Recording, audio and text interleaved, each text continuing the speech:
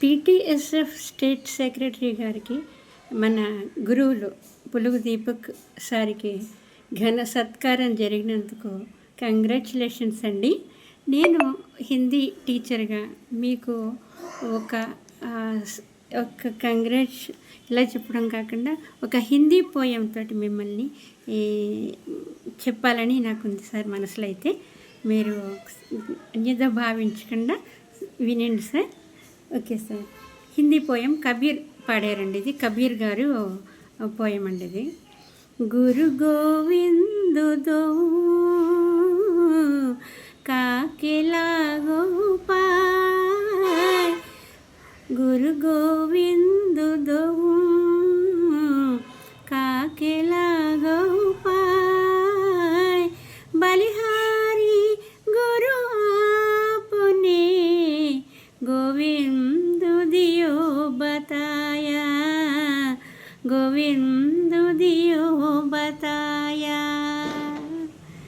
ఈ పోయంకండి భావం ఇంకా అసలు ఎక్సలెంట్ అనమాట అండి. ఇక అయితే దీని భావార్థం కూడా చెప్తున్నాను సార్. అంటే పోయం కంటే భావం కూడా వింటే బాగుంటుందండి.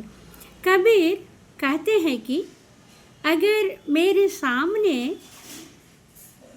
गुरु और भगवान दोनों खड़े हो तो, కబీర్ అంటున్నారండి ఏమని, అగర్ నా దగ్గర సామనే గురు ఔర్ భగవాన్ దోనం ఇద్దరు కూడా నుంచుని ఉంటే నేనేం చేస్తానంటే పహలే గురుకు చరణ్ మే నమస్కార్ కరుంగా, నమస్కారం చేస్తానంటున్నారండి.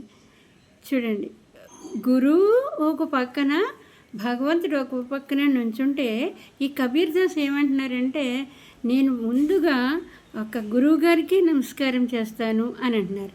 క్యోంకి ఎందుకంటే భగవాన్ కా పరిచయ్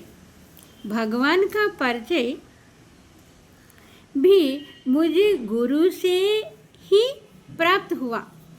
గురువుతోటి మనకి తెలుస్తుంది. ఒక విగ్రహం ఉందండి, అది రాయితోటి ఉంటుంది, కానీ ఆ రాయి మనతో నేను దేవుడిని నా గురించి ఏదైనా చెప్పుకోలేదు. అయితే అదే గురువు ఉన్నారనుకోండి, అక్కడ విఘ్నేశ్వరుడు ఉన్నాడు అనుకోండి, వినాయకుడి గురించి చెప్పగలరు. తర్వాత జేసస్ ఉన్నారనుకోండి, జేసస్ గురించి చెప్పగలరు. ఇంకా వెంకటేశ్వర స్వామి ఉంటే ఆయన గురించి కూడా ఎక్స్ప్లెయిన్ చేయగలరు మనతో పాటుగా. అందుకని గురువు గొప్ప అని చెప్పేసి కబీర్ గారు అంటున్నారనమాట. इसलिए గురు భగవాన్ సే ఊంచే హై. ఊంచే అంటే ఇందు మూలంగా గురు భగవంతుడి కంటే కూడా చాలా ఎక్కువ అని అంటున్నారండి. ఓకేనండి సార్. ఇలాగే ఇసీ తరహ ఈ ప్రకారంగానే హమారే మహాన్ పి दीपक जी भी हमको भगवान के सामने है.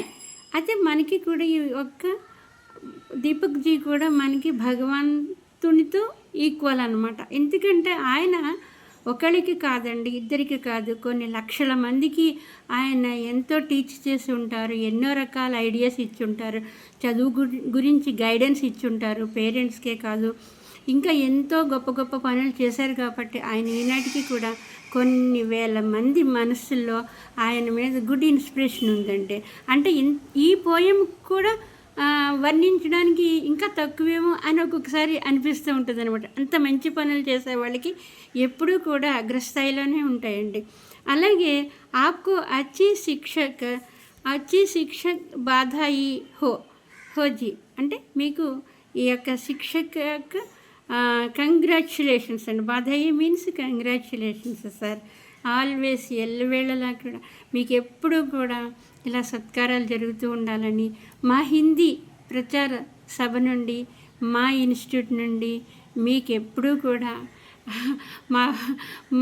మా వైపు నుంచి కూడా మీకు సత్కారాలు ఉంటాయి సార్. మేము మరీ అంతంత చేయలేకపోయినా మేము మనసుతో మాత్రం మీకు హ్యాపీగా కంగ్రాట్స్ చెప్పుకుంటాం సార్. అలా ఈ పోయం యొక్క భావం మీకు అంకితం sir. Thank you so much sir.